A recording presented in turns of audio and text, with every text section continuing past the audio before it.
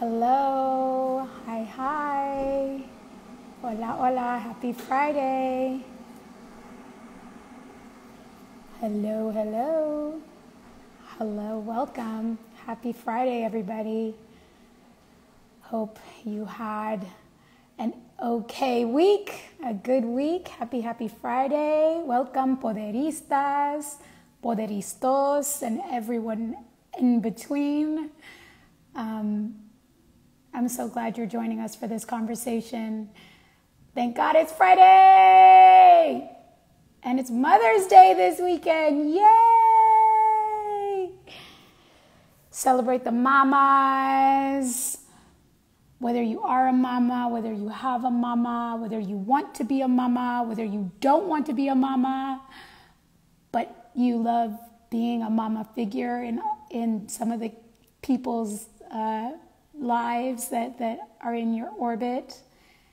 I'm so excited for this conversation. Truly.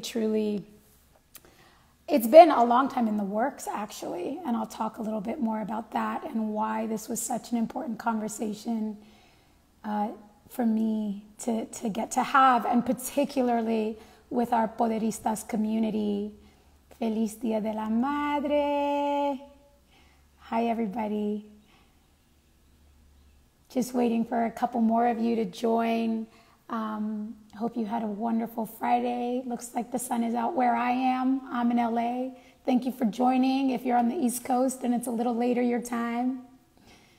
All right, well, let's go ahead and get started here. I'm gonna, I guess the only thing I want to say before we bring in our guest of honor, Miss Leslie Priscilla, founder of Latinx Parenting, is that I'm so grateful to be having this conversation and so excited to be having this conversation, especially on the eve of Mother's Day. So, Leslie, I see you're in here, so I'm going to let you in.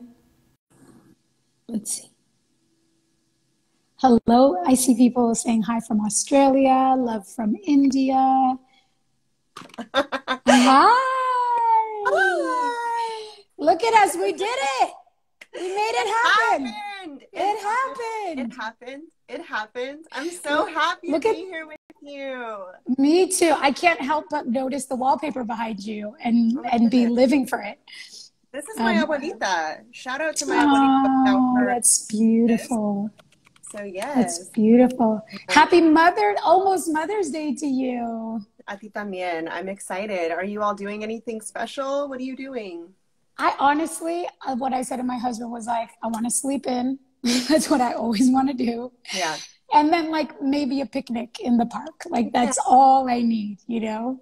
Yeah. So you're in LA. So yes, our weather is so beautiful right now. I'm in Orange County, so I'm like probably 45 minutes under you.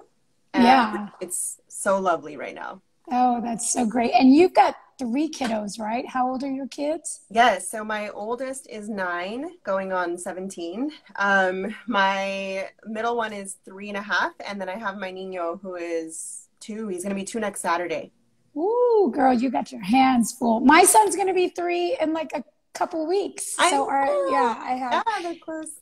Everyone in my family is born in May. It's a very busy month for me. You know what? My husband is May 3rd. My sister is May 16th. And then it just like goes on from there. That's amazing. Well, look, I have so much I want to say to you. And I'm so, I really am just so thrilled and so grateful to be able to have this conversation with you. I wanted to start there. I wanted to confess to you how I came to you, how I learned about you, when I first heard your voice and the work that you do, and why I DM'd you right away and was like, hey, it's America. I don't, do you know a Poderistas handle? Will you come have a conversation with us? I will confess, I am the mother of an almost 3-year-old and a baby girl who just turned 1. And it has been, I will say, really 3 of the most beautiful years of my life, healing years of my life, challenging years of my life, and just growing because I think that there's one thing to, heal yourself, reconcile your childhood and your relationships to your parents. And then for me, when those children came into my life, it was like, I thought I had evolved past everything. I thought I was like, I've done it. I'm good. And then the kids come and you're like, oh my gosh, who am I? And I thought that I was better than this. I thought all the therapy had fixed me. And yet here I am. And I will say that, it was a weekend. It had been a particularly long weekend. My son, who's about to be 3, since he turned 2.5, it's been all about pushing boundaries. Yeah. And there are days where I feel really good and equipped at like being the version of the mom I want to be, loving, patient, holding space for him, and then there are days where that becomes a little bit more difficult. And he did something he had never done before, which is he hit me. He hit me. And boy, did that activate like a primal, sort of like the deepest etched memory of like, I'm sorry, that's not how I was raised. Like, children don't disrespect their parents. I think above and beyond everything, this notion of respect. Children respect parents. And if your children don't respect you, you're failing at your job, right? That's certainly the way that I was raised. And so this thing came up in me. And when I tell you that my mother came through my body and I was like, boy, I will smack you across the face. Yeah. Every cell in my body wanted to do that. And I held myself. I picked him up. We went to his room. We calmed down, blah, blah, blah, blah. We found our way through it. I didn't use physical force. But so there was a part of me that was like, okay, I controlled myself. And then there was a part of me that was like, am I failing as a mother if I'm not instilling respect in him the way my parents instilled respect in me? And so I felt this really complicated tension between wanting to be a mother and give my child what I never had, which was a feeling of being respected by my parents, of being autonomous from my parents, of not being able to just be physically overpowered if and when I pushed a boundary or pushed a button or dissatisfied. Because I've spent many years in therapy trying to undo so many of the things that those parenting practices left in me. Yeah. But I'll stop talking. But I also internally, I have this internal eye roll that is like, girl, please. Like, respecting children, like, you're not equal to your children. It's so deeply ingrained that I'm fighting inside, like, my own desires to evolve and do it differently than it was done for me. And a deeply ingrained sense of like, this is how it was done. And this is how it was done for me. And in a lot of cases, it worked out. So that's such a tension. And so I went on a drive. I told my husband, I was like, I have to go pick something up. I think I did have to go pick something up, but I needed it. I was like, I got to get out of this house. And I went to a podcast that is helpful to me. It's called Unruffled by Janet Lansbury. And it was like water in a desert. The first episode was the last episode that was posted was Latinx parenting with Leslie Priscilla. I was like, what? I had never, ever in all of my exploration as a parent of trying to find tools, found something that was specific to growing up Latina and then trying to be a Latina parent. Yeah. And truly it felt like the universe gifting me this conversation that you were having. And it was everything I needed in that moment. And anyway, what was so powerful about your work and how you were speaking about it is that I have never, ever, I've been in therapy, I've listened to podcasts, I've done RI classes, but as a Latina parent, I had never been seen in that experience of how do I reconcile what I love about my culture, what is good about my culture, and wanting to identify and wanting my children to identify with that and move past it when so much of what comes up is a sense of guilt that I'm judging my culture, that I'm judging my parents, or that I'm judging all the parents who, for whatever reason, have raised their children in a historic way. So that's what brought me to you. And it was like a lightning moment for me. And so that's why I picked up my phone. I was like, she's got to be on Instagram. I DM'd you and I was like, would you have this conversation? Really, I just wanted to talk to you. But if we make it about poderistas, then I don't have to pay you as my therapist. So this is really just a therapy session for me, and everyone else gets to listen in. So anyway, I just love that you exist. I love the conversation you're having. And for those who don't know you, who are watching, will you just tell us about what is your philosophy of parenting? Yeah. What is the goal of parenting as you see it? And how does your work support that? Yeah. So I, first of all, just so much appreciation for you and for the universe, bringing you to this moment. Right. And I feel like I have had so many of those moments, and Latinx parenting, I think, was really born out of that frustration that I couldn't figure out what the bridge was between my culture and all of these ways that I was being told to parent. I just could not have that, that bridge in front of me. And I was like, well, I have to be that then if I don't see it. And so I think my philosophy on raising children is something that not only honors children, but also honors our process as parents. And so I see my children as reflections of where I need to heal. I see them as, and not because, I didn't have them in order to serve this purpose, because I definitely had this moment where I was like, I had all of these intentions for how I wanted to parent. I wanted connection. I did not feel connected to my own mother either. This is why, when Real Women Have Curves came out, I was like, oh my God, this is my life. This is actually my life. And so much appreciation to you, because I think without knowing it, you have been having these conversations, the relationship, between the mother and the daughter on Gentified, that is exactly what we're talking about too.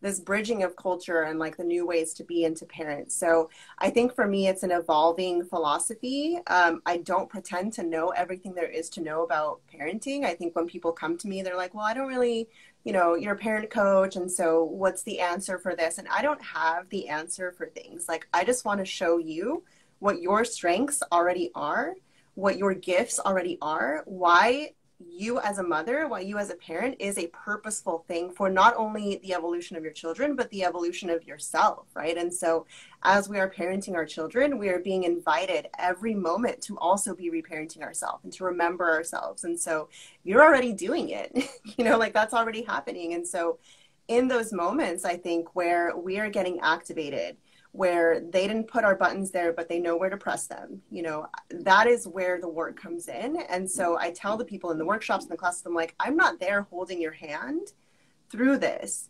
This is labor. This is commitment. This is intention. This is the commitment to be reflective constantly. And it's exhausting, and it should be exhausting, because raising children is raising the revolution.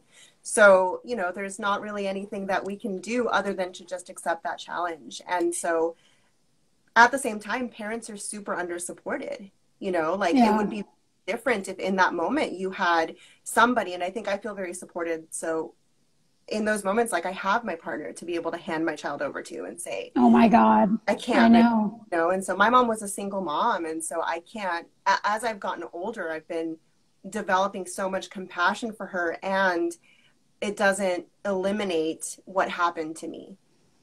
Girl, Preach, preach, preach, preach. Here's the thing.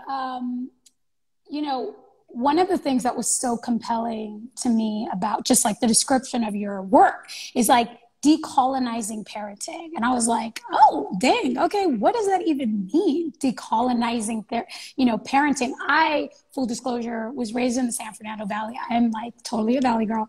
And I went to like 35 bar mitzvahs and not a single quinceañera growing up. And like, you know, it wasn't until I was well into my late 20s that I even stopped to realize how internalized my own racism towards myself was, you know, how I had to strip away pieces of myself to thrive and to succeed in the environment I found myself in. And that those goals and that assignment was very much given to me by my parents. You know, they came to this country, but their assignment to me was like, you will succeed at all costs. And this is why we gave everything up. So, you know, the notion of even like decolonizing our brains, decolonizing our bookshelves, like this is now such a buzzword, right? Yeah. That we're like, what does that really mean? What do you mean when you say, I guess the first question is, what is colonized parenting? Yeah, I think colonized parenting is the reason why we have this like urgency to teach our children respect, right? It's this power dynamic. It's a power over way of parenting. It's the way that when we were colonized 500 years ago, those of us that have like Latinx or Latino ancestry, we were taught these methods of oppressors in order to subjugate, in order to oppress, you know, basically anybody who was darker skinned than you, anybody who was younger than you. It's this form of adult supremacy over children. And so that didn't actually come from us, because when you look at indigenous cultures, for the most part, all over the world, they parent in gentle ways. They parent in ways that collaborate with children. They parent in ways that honor children. And so for me, whenever somebody says like, oh, this is, you know, this is a white people thing, or this is not our culture, I'm like, well, it just kind of shows how little history is understood, I think, for our people. The history of childhood, the history of parenting was something that for me revolutionized the way that I approach parenting, because for me it's not something new, it's a reclamation, right? It's reclaiming the practices of before colonization, right? And so anytime that I am my child's oppressor, that is teaching her something about power, right? That's teaching her how one gains power, how one holds power. And so I really root it in this idea of, can I share power? How can I share power? Knowing my privilege, knowing my power, knowing my privilege as an adult, and then also a white Latina, right? And so how do I make sure that my children, who my husband is white, as you know, and so they're very white presenting, you know, I'm constantly reflecting on like the ways that I show up as their oppressor, you know, as their power overholder. This is not to say though, because I think people get really confused sometimes when they're like, oh, children are just going to walk all over you then, you know, children are just going to like do whatever they want and they're going to be unruly. And there's definitely those extremes. But for the most part, we are raising children to be liberated. And at the same time, we can hold limits, because it is our role to guide them and to make sure that they do know it's not okay to hate you. You know? Well, and also because when you're teaching your child, it's okay for me to hit you, you're saying it's okay to accept abuse. It's okay to accept your partner to hit you or people in the world to hit you. And that's not something that, you know, I know from my own experience. Like our brains don't know how to differentiate from my worthiness to this person versus my worthiness in the world. It's all one. And something you said, you know, about, you know, that respectful parenting, like that's a white thing. It's such a devastating irony that so much of our abusive practices in parenting are learned from the colonized, and that the solutions have also been colonized and are only allowed for white people, you know. That I think that's one of the things I come up against when I took my child to RI classes. I'd sit there and be like, this is a goddamn SNL skit, you know, like, oh, we're not allowed to talk and we're not allowed to, but I gained so much from it. Some of it I left and some of it I took. And I do gain so much from listening to podcasts like Unruffled and you know, I love the Waldorf Steiner education system. But we don't often see our children reflected in those. We don't often see our culture, our experiences reflected. And so there's such a deep inner resistance to the healing, because there's something about like, oh, well, if you're trying to heal, then you're rejecting your culture and you're rejecting where you come from, and you're only embracing these sort of white privileged ways of being a parent. What is the resistance that you come up against in the work that you do with families, with parents, and in the community? Yeah, I think there is definitely this want to belong, right? So a lot of us have been uprooted from the lands that our ancestors grew children on and were raised themselves on. And so when we come, you know, I'm a child of immigrants, you're a child of immigrants. So we want to feel like we belong to something. And so if there's, you know, a video or talking about La Chancla, or talking about these, you know, strategies that Mexican mothers, it's usually like Mexican mothers use, which is a stereotype. You know, there's a lot of mothers that actually don't parent in that way. But what is shown in media is this is how Mexican mothers, this is how Latina mothers operate. And so when we see those videos, we experience a sense of belonging. We experience a sense of like, this is my culture, right? And so there's a lot of pride with our culture. And I think that's a really beautiful thing. I think our values are strong. We have respeto, we have familismo, you know, the want to be around family. We have this very collectivist idea of being. And I think that that is really beautiful.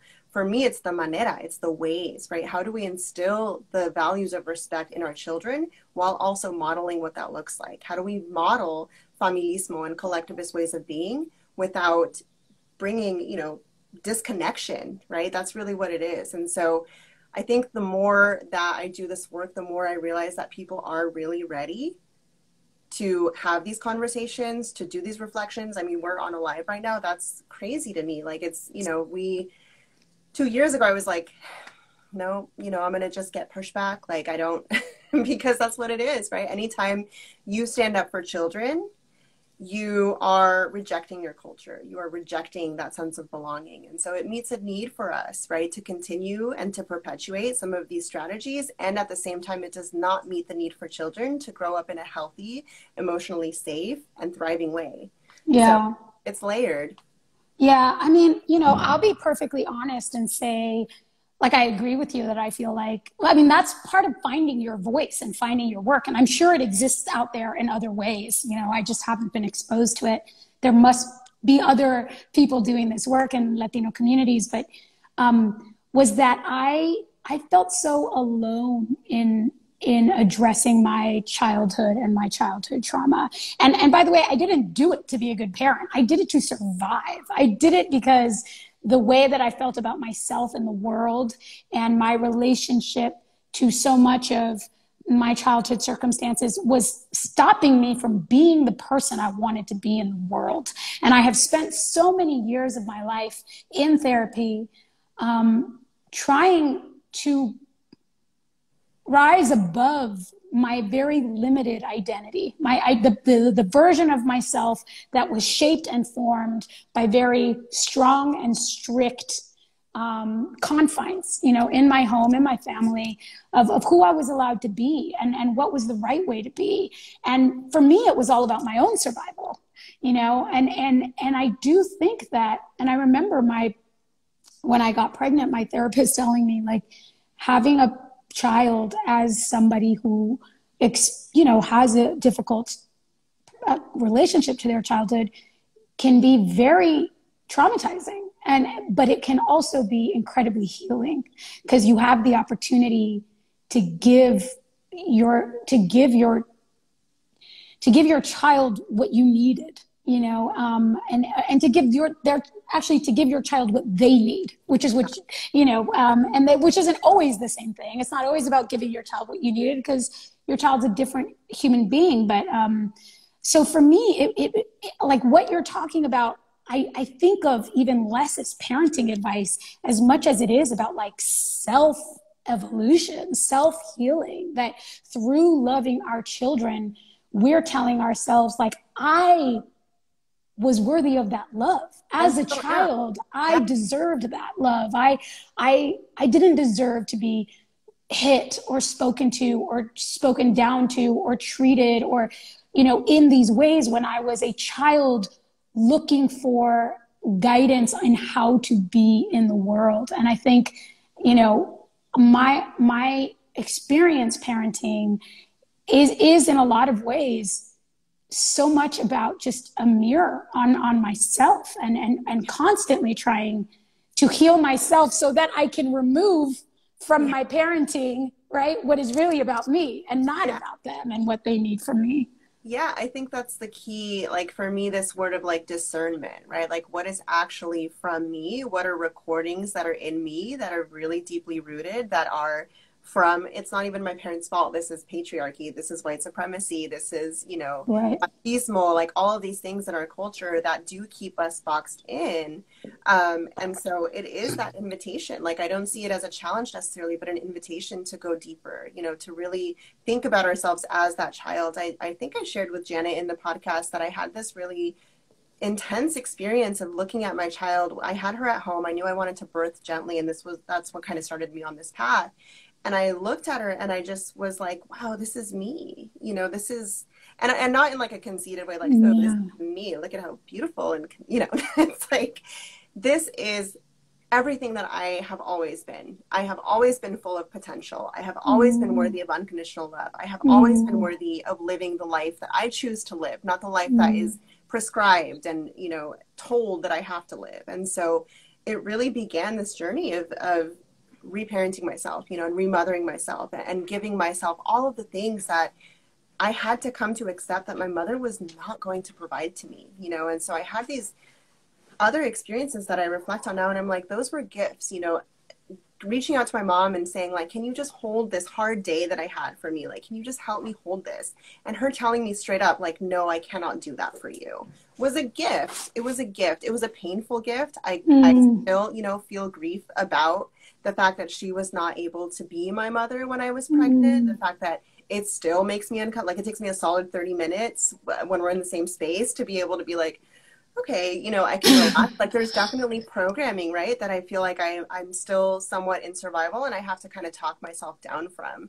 And so it's not just healing myself. It's also just releasing my expectations that I'm going to be mothered, that I'm going to be parented, because it's been shown to me that she also needs to do her own work, right? And fortunately she has, like, she started therapy not that long ago. And so we've been able to get back to a place where you know, she'll watch my kids and she's just like obsessed with her niño. Well, you know, it's like, there's 700 things, like literally we need like, you just need to have a podcast so we can listen to you every week talk, because there's so many things to talk about.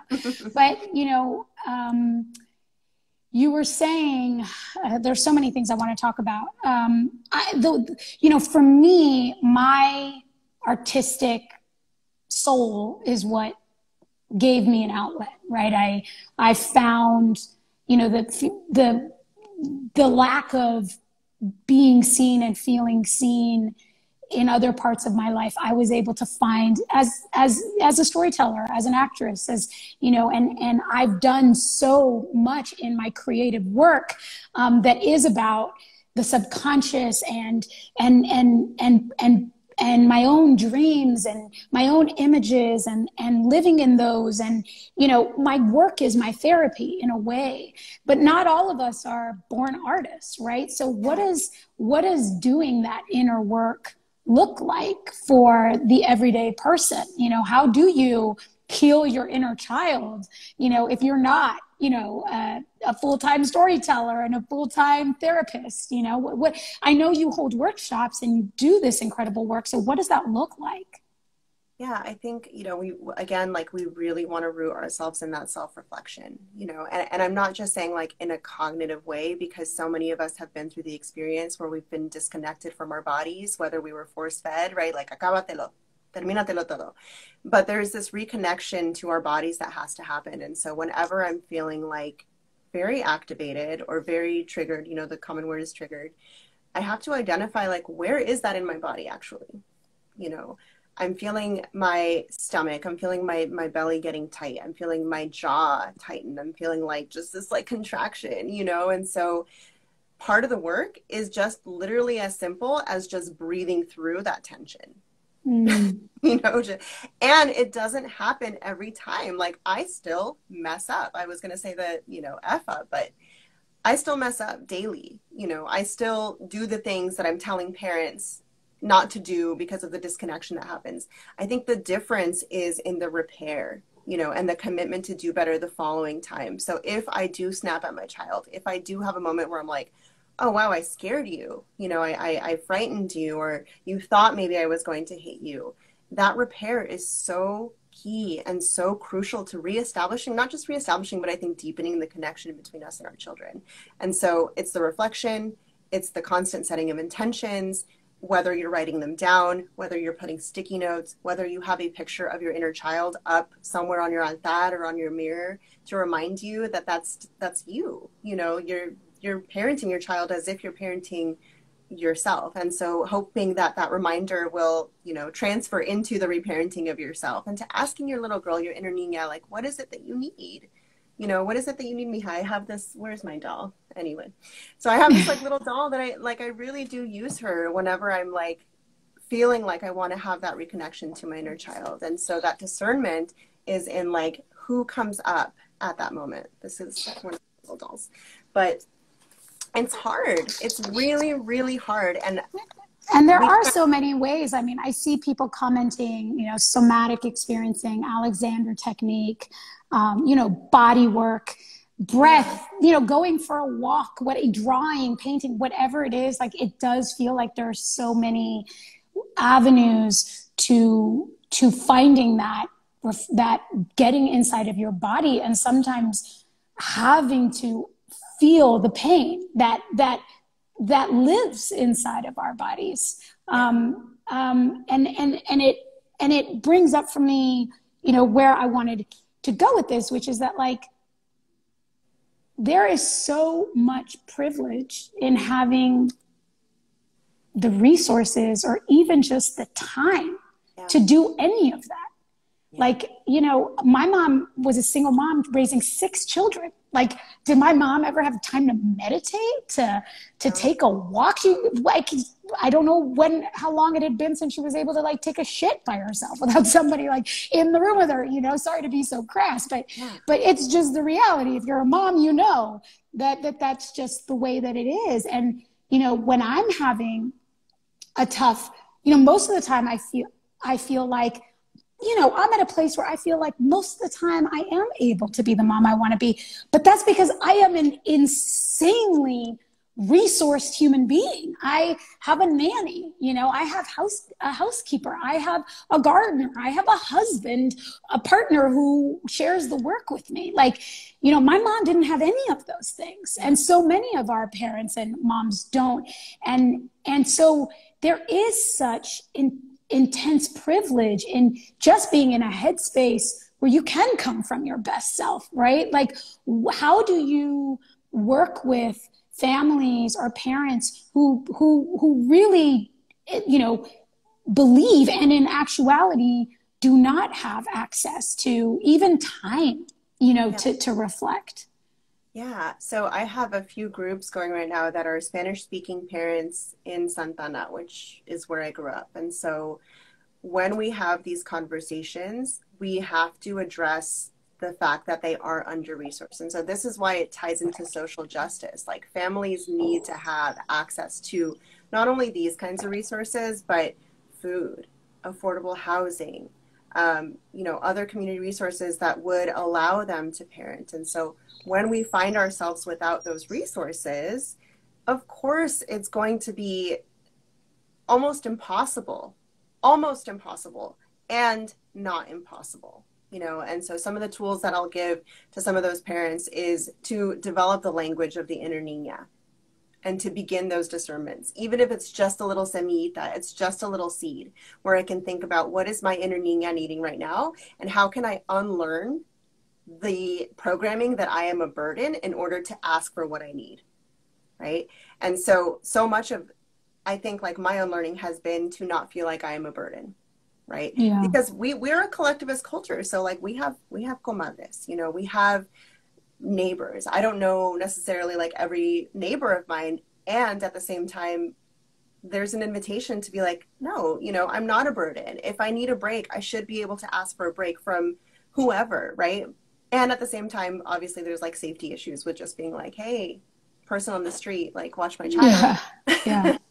Yeah. But I mean, you yeah, know, I will say that, you know, the way our society is set up is so against us having that community and that help. Like I said, I recognize how resourced and privileged I am. And still, like, if I can't find someone to pay to help me, like, I don't live close to family. Like I got my vaccine and kind of felt a little bit sick, and my husband had other things to do, and I had to, you know, I felt like crap, and I had to get up and, like, you know, care for my child, and thinking like, oh my gosh, what does a single mother with no help and no resources do when this is your everyday? Like, you can't afford to get sick. You can't afford to take a day off work. You can't afford to, you know, and I think that for me really, I think creates compassion when it comes to understanding where the sort of violent, whether it's emotional, verbal, physical, violent, stressful parenting can come from sometimes. And I see a lot of comments in here about like, oh, I should be more compassionate towards my mom, or I should, you know, and you mentioned that, like, you know, you've done this work and your mom has sort of started doing her work. Not everybody's mom does, right? No. Not everybody's mom is going to come around and want to be better and do the work. Where is the line for you between building that compassion, but also holding boundaries when relationships maybe are not healthy or not serving you or not helping you be healthy and strong? Yeah, so much there. I think, you know, my journey to kind of like healing what I call my madre wound, right? And it's this like holding of all of her experiences, holding of the traumas that she went through, holding of, you know, where she is, you know, like where she's at in her healing.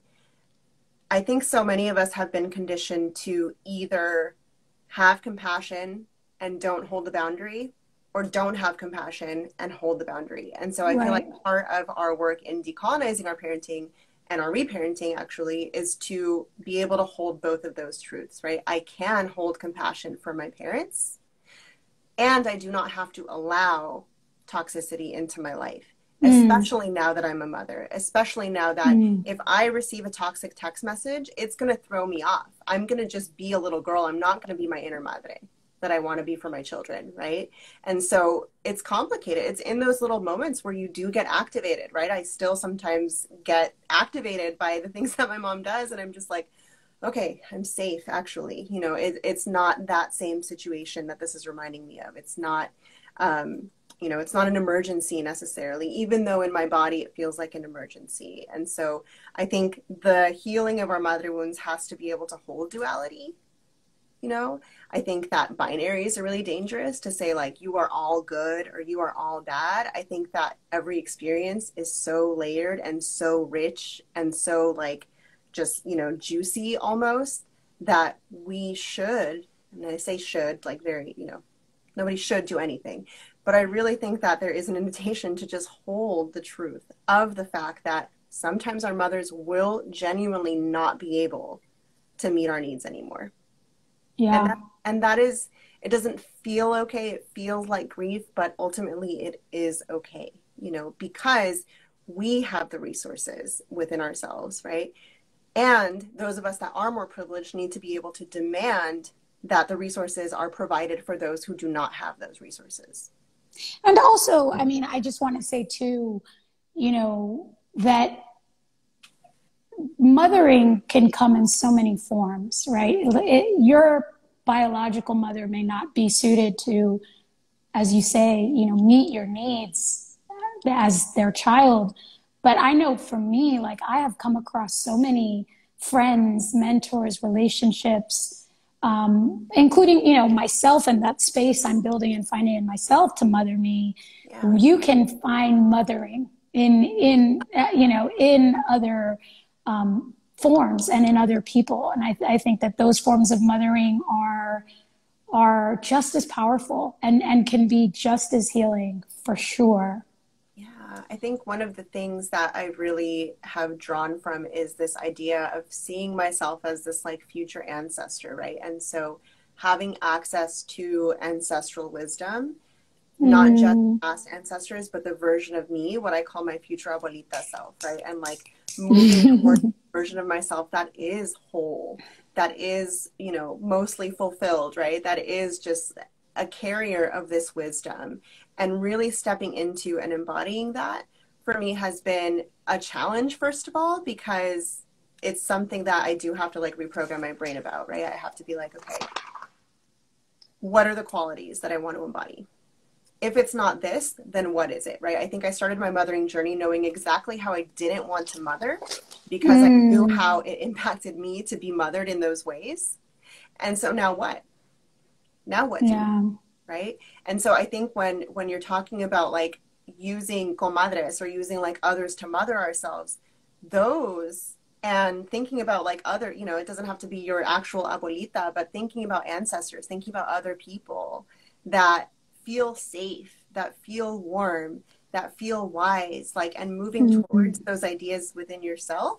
Not ideas, it's really embodiments, you know, it's not an idea, it's more just like committing to embody these characteristics and these qualities and these forms where we can be healing without having to think about it so much. You know, it's more just like that reconnection to our bodies, to ourselves, to our ancestral wisdom. And so I love that you speak of ancestral, just the perspective of mother as intergenerational, that our mothers were mothered and their mothers were mothered, and all of that mothering is available to us, and it isn't always healthy mothering, you know, often. And you know, I've seen so many comments of like, I'm trying to hold that boundary, it's so hard to hold that boundary.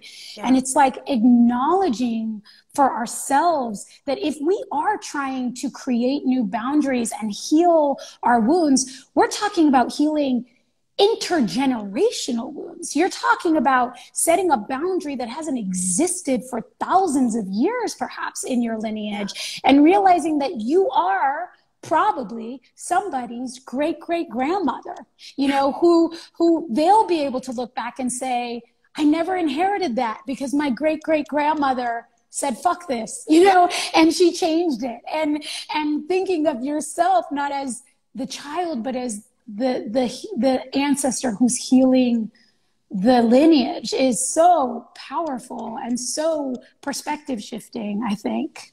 Yeah, I think so. You know, so many of us, because I've been in circles and I've been in spaces where it's like, it feels really heavy to have to be the one. You know, like, I am the one that's going to heal this cycle. I'm the one that's going to break this intergenerational trauma pattern. And something that I share constantly is we cannot see that as another burden necessarily. We are going to die, and there will still be so much more work to do to heal our lineages, right? And so giving ourselves permission and the gentleness to be like, I'm going to be able to do what is in my capacity, because I'm still a healing mama.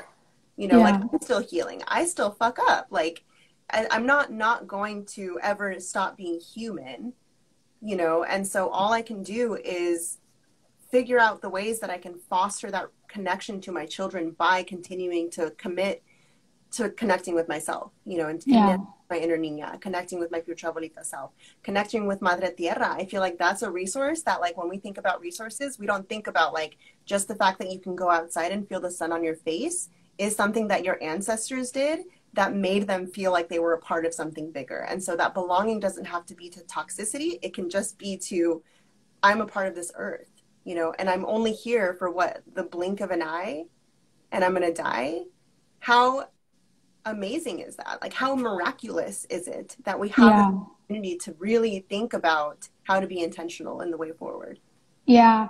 And this may be opening a whole other can of worms, but, you know, and I don't know if you have answers for this, but, you know, it's obviously Mother's Day and we're talking about mothers, but I have thought so much about how our culture regards and doesn't regard like the masculine and the father, and how in so, you know, for so many of us, you know, we had to develop relationships to the masculine that were either not present or that they have their own traumas with machismo, Yeah. you know, that it isn't binary, that it isn't like my father wound, you know, my relationship to masculinity comes from my dad and my relationship to femininity comes from my mom. We all contain all of those things, you know, our masculinity and our femininity in one. And I wonder how you think about the role of the father in this and our relationship to masculinity. I think, you know, in that Jungian archetypal tradition, you know, our masculine energy is the one that coaxes us out into the world, right? It's who we choose to be in the world. And that's such an important relationship that I think, you know, whenever we get in therapy, we always talk about mom, right? But what about dad, you know? Yeah. I think that both mothers and fathers are victims of patriarchy. You know, I think that we are fighting a bigger shark. Like, I don't think it's just like our dad and our mom. I think that mothers perpetuate patriarchy, fathers benefit from patriarchy. And so we have to think about the ways that we can dismantle that while still honoring their own journeys. I think the more that I've aged, and I have aged, I'm not going to show you my white hairs right now, but I've thought about this so much. Like, I was named Leslie Priscilla because that's what my dad wanted to name me, you know? And so how many of our mothers' choices were limited by what they were able to do because of the patriarchal standard? And so it actually has made me that much more compassionate for my mother, right? And also knowing that my father was very much raised to benefit from that. Right? His father was very much raised to benefit from that, and so on and so forth. And I think that, you know, when machismo comes up in our conversations, and back in January, I had a Brown Fatherhood series. And so we had 4 Latino dads who came on and spoke about machismo and spoke about, you know, healing their patriarchal lineages. And I found that so beautiful that we're having those conversations in our community. And so, you know, I think a lot of people think like, oh, you're just like letting them get away with it. You're, you know, you're allowing this to happen. And I don't see it that way necessarily. I think that the more men get on board with their own healing journeys, the more all of the systems will be healed, right? Because patriarchy holds power over everything else, right? Yeah. Same as white supremacy. And so if men can get really real about the ways that they have held power, and also see the ways that it also hurts them, right? Mm-hmm. Because the way that we raise little boys is very different than the way that we raise little girls to this day, you know? And now having had a boy, I'm like, oh, this feels different. And so I'm having to like examine a lot of the ways that like I'm possibly perpetuating patriarchy. But there is this invitation for fathers to do the work, you know? Mm-hmm. As we're talking about how like our mothers are the ones that impacted us, there's more mothers that take the parenting classes. There's rarely dads that come into that space. And so there's groups like Bloom Homie, like, what is the other one? The Modern Macho. They have like men's healing groups. And I want to see more of those. Like, I want to amplify those. I want to see more of them. I want men to be able to feel their feelings. I want little boys to be able to know that their feelings matter and that they can cry, you know, that they can experience the multitude of feelings that come up without being seen as not masculine. Yeah. I mean, you know, sons are often raised by mothers, you know, and I think the thing you said that really hits for me is this notion that patriarchy does not benefit men. And we don't talk about it that way. We don't talk about the reality that patriarchy is as limiting and as oppressive to men as it is to women. They are, and I've seen it, you know, yes, some people become, you know, they express it through machismo or, you know, inhabiting a very overly masculine energy in the world. And I've seen it break a man's spirit or a young man's spirit or a boy's spirit where they are completely disconnected from their own masculinity because of how they've been told they have to inhabit it, and because they've been told they don't also get to connect to their feminine side, you know. And that's very scary for our culture, our community. We know just how resistant our community is to you know, living in a non-binary paradigm, and that's work we have to do to liberate our sons too, because they're hurting in different ways, and in ways that are potentially more damaging to the culture, because they're not even told that it is hurting and that it is pain and that they're allowed to feel it.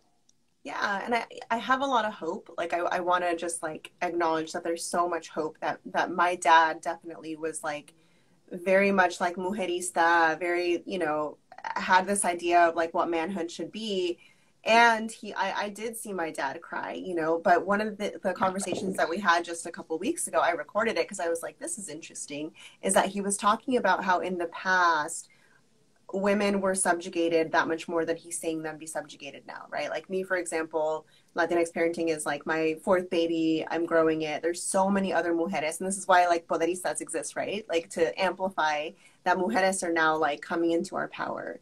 And so I think for men, there maybe is this like feeling that this is a threat, right? Like this is a threat to their masculinity. This is a threat to like them being the providers. And so we're not going to have like the full conversation that needs to be had about that, I think, just in the time that we have left. But I feel very hopeful that at least that's something that is being noticed by a lot of men now, that is being called out by a lot of women, that is being rejected, right, by a lot of families, actually. And so when we have these ideas of the ways which are real, right, the ways that little boys and girls are raised to be the ideal, you know, Marianista, like feminine, and then the machista, there's so much in between that gives me so much hope, right? And so we are rejecting boundaries, we are decolonizing, we are reclaiming. And so I feel really hopeful, and I feel like that is what drives me, you know. And in the posts that I share, I'm frequently saying, hold the vision. Like we just have to hold the vision and move towards that.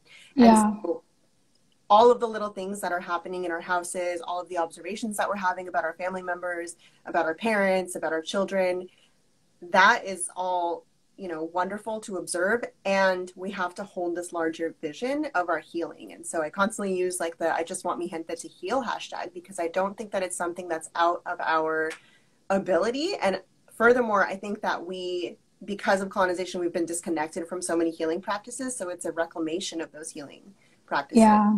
I'd love to bring someone in to ask a question. If there's anybody out there with a question, raise your hand.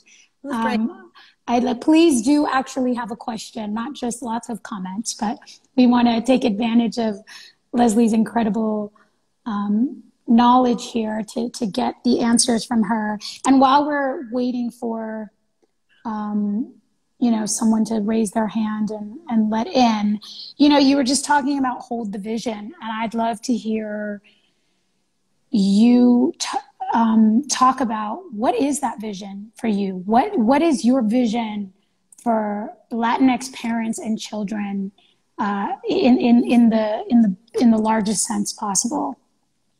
I think the vision is of us being able to be in relationship and in connection, being our authentic selves, being accepting of each of our unique unfoldings, of not, you know, constantly putting ourselves and each other in boxes about who we should be. I talk a lot about nonviolence and just rooting, you know, each person's behaviors in whatever needs are behind that behavior. And I think, you know, I think we're going to get there. Again, I don't think that we will, you know, see it in our lifetime necessarily, but I think the more that we commit to this vision, of healing, the more that we commit to this vision of, you know, living in free and liberated ways, not just our children, right? Because we cannot do anything for our children that we are not doing for ourselves as well. So in order to raise liberated children, we have to figure out the ways that we have not been liberated in our upbringings and do that first. Yeah, that's beautiful. I'm going to invite Mexichica dash or underscore love to join us. Yay. She asked to join, so let's see if she gets in here. I sent a request, so let's see what happens. I love that you said that we can't give our children anything that we haven't learned to give ourselves. And, you know, that rings so true for me, because I think the reality is, like, our kids don't learn by what we say, they learn by what we do, right? They learn to feel about themselves the way they see us feeling about ourselves, talking about ourselves. So I think that really resonates for me. I sent an invite, but it didn't, I sent the request, and then I don't know what's supposed to happen after that.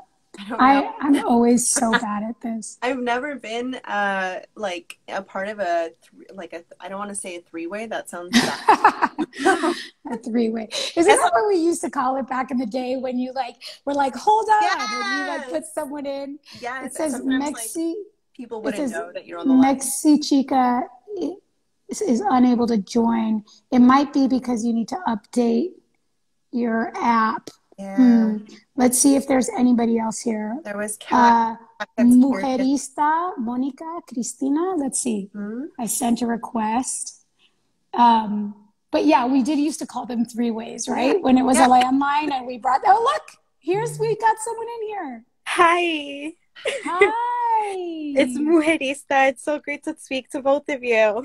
Hi. How you doing? Good, and you? Good. I'm fangirling. Do you have a question for Leslie? Absolutely. I've been following Leslie's work for a little while, and so I think something that is always a curiosity to me is, how do other family members outside of just the two-parent roles, or the parent role, whoever it may be, support parents in this role, right? So I feel like I'm always encouraging my siblings to practice nonviolence, but what are some ways that you have found helpful for your other family members, if they're on the same journey as you, to engage in this? Yeah, I think that is something that comes up a lot, because so many of us do live in like intergenerational households, and it becomes very difficult to parent in these ways if everybody else is like telling you to spank your children. And so I'll speak to that a little bit. There's nothing we can do. No, there's nothing that we can do necessarily to change minds. What I have found has been really supportive for me is just making sure that the relationship with my own child is solid, because what ends up happening is that when she is uncomfortable with abuelito making, wanting a kiss or whatever, when she is uncomfortable with the way that, one of her grandparents or one of my, my siblings looks at my children, I want them to be able to feel safe enough to come to me. Right. And so as we build that connection and that safety with our children, it models that for them, right? And so the more that I have allowed my children to have bodily autonomy, no, you don't have to kiss your tia. No, you don't have to, the more that my children actually feel liberated enough to do those things, right? So they don't feel that pressure. They don't feel that lack of autonomy over their choices. And so, all of us want to change other adults. It's just, we can't, though. No se puede, but what we can do is we can foster that relationship with our children and model, right? And also hold boundaries for them, right? And tell our children. The other day, my daughter was running around the couch, and my dad tried to whack her on the butt, just playfully. And she turned around and she was like, hey, I don't like to be touched that way. And I was like, this is amazing. She's 3. She's 3.5, And so it's the two. You can hold the boundary, but the more powerful thing is going to be to let the children hold the boundary, to let the children know what feels safe, what feels comfortable for them, and trust that. There have been times though that I'm like, oh, are you sure you don't want to give abuelito a hug? Come on, give abuelito a hug. And I have to check myself in that, because I think parenting is harder when we feel this external pressure to make sure that my children are being respectful to their elders, right? And so I have to kind of reevaluate, like, what's my priority here? Should my priority be like pleasing their needs, or is my priority making sure that my child feels safe and feels honored in their own needs? That's so beautiful. And the only thing I would add to that is, like, as a Tia, and as somebody who had like an extended family community growing up, I think the presence of other adults and experiences with adults who aren't your parents are so powerful. Like, you know, you can't change how your siblings raise their kids, but you can give their kids an experience of an adult who does respect them, who does listen to them, who does ask them questions, who does respect their boundaries. And even though that's not going to be their experience at home, it makes them aware that that is possible and that they're worthy of it. And, you know, I would say that I had so many adults who meant so much to me growing up. Obviously, our parents dominate that experience, but I think as a Tia, you can do a lot to give a child a sense of being seen. Yeah, definitely. I mean, even as not a Tia, when you're just at the grocery store and you see that a child is having a hard time or the parent is overwhelmed, like, there is no child that is not our child. You know, we can advocate for that child by advocating for that parent and saying, like, ooh, you know, I've been there, making eye contact. I do this a lot whenever there's a child that, you know, seems like they're disconnected in that moment. Like, make that connection. You know, it doesn't have to be somebody that you know necessarily, but you make eye contact with a child and you smile, that's going to make a difference. So Thank you. Thank you so much for joining us and asking such a wonderful question. I hope that was a good, satisfying response. Yeah, thank you all so much. You both do awesome work. So it was great to chat this way. Thank you. Have a good evening. Bye. So, bye. I don't, does she sign off herself? I think so. Yeah, I think okay. Good night. Good night. So it's 5:01, which means we're out of time. But this was amazing. And I feel like, you know, our audience stayed with us. Thank you guys for joining for this conversation. I hope it was, you know, useful, meaningful. And you know, I love following Latinx parenting. I love the other voices you expose me to in following your platform, other people, other accounts and resources out there. So I would encourage everyone who loves this conversation to follow at Latinx Parenting, and your website is latinxparenting.org, right? Yes, and we talked a little bit about the Motherhood. We have a workshop coming up at the end of the month that is like the new and improved Motherhood workshop. And so all these things are going to be discussed a little bit deeper. And so I encourage anybody who wants to. And we just added a coupon code. So if anybody is here live and you go to latinxparenting.org and the Motherhood workshop and type in Poderistas, you get 15% off of it. Whoop, whoop, Poderistas. Getting you a discount. Hey. Yes, please join us. So it's going to be so good. And so, I don't know. I love being in community. I love having these conversations. And so I'm so grateful to you for offering this. No, thank you for your work. Truly. Like I said, when I found it, it was a gift to me. And so anything to get this conversation out there so that your vision can be realized, that, you know, we can shift our culture and we can do it in our own lives, for ourselves, for our babies. And it's hard. It's really, really hard. And so to be able to even have this conversation as a touch point, to have you and your work as a touch point, is such a gift.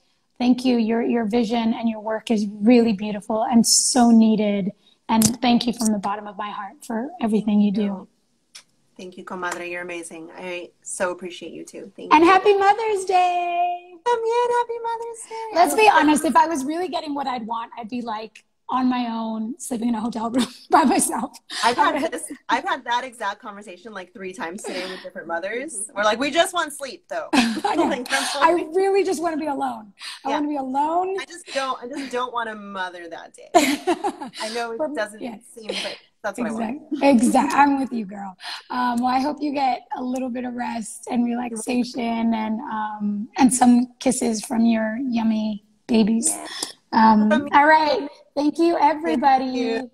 Oh, I'm gonna go slow so I can save this because people were like, save it. So Sarah, you're gonna help me figure this out. Okay. Part of the rules. Have a wonderful weekend, everybody. Bye, gracias. Take care of yourselves. Mother's Day isn't always, just flower and joy for everybody. So take care of yourselves if it's a hard one. How do I save this? Bye, Leslie. We'll talk later. Bye. How do I do this? Do I do the X? But I X out? Yeah, I don't see. Are you sure it's going to save? Okay. I'm scared. Okay.